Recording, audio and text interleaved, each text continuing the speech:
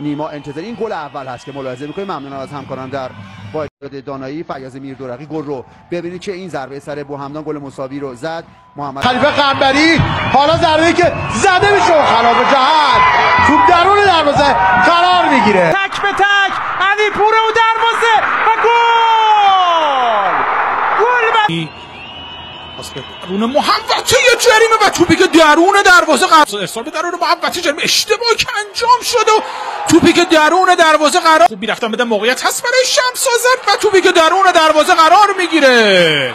آردن هومن ربیزاده و توپی که میزنه و توپ درون دروازه قرار ضربه‌ای که میزنه و توپ درون دروازه قرار میگیره.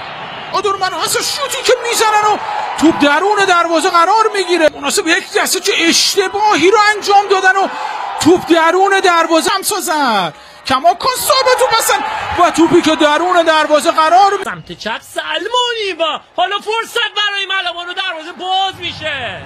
علی بزرگ ضربه او و توی دروازه گل.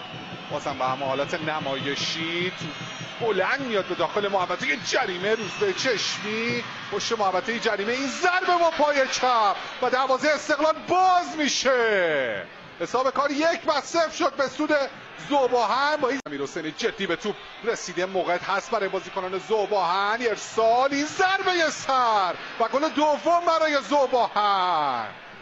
دو موقعیت جدی رو ایجاد کردن روی دروازه استقلالی ها. امین رضاییان ضربه بلند میفرسته به تیر دو. از همه عبور کرد. کوشکی توپو در اختیار گرفته. یه ضربه بسیار زیبا. چه گلی زد علیرضا کوشکی.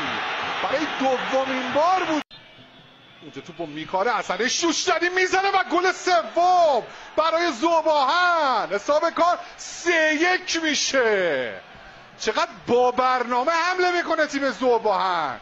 جایی میره که آنتونی آدان انتظارش رو میکشه. از سمت راست نفوذی که انجام میده یاسر آستانی. یک گلی از پیش رو بر میداره. تو اولین لمسه توپی که داره نازون داخل محوطه جریمه رها بسته است بر میگردونه. حالا اونجا ضربه سر و دروازه باز شد. حساب کار 3-2 میشه. چه فوتبالی رو دارین میبینیم. باز هم مکان داده اومده سمت چپ. ابوالفضل جلالی ارسال بلند نفوذ کرده. رامین رضاییان ضربه سر رامین رضاییان. 3-3 مساوی در دقیقه 94 استقلال امتیاز میگیره از این مسابقه.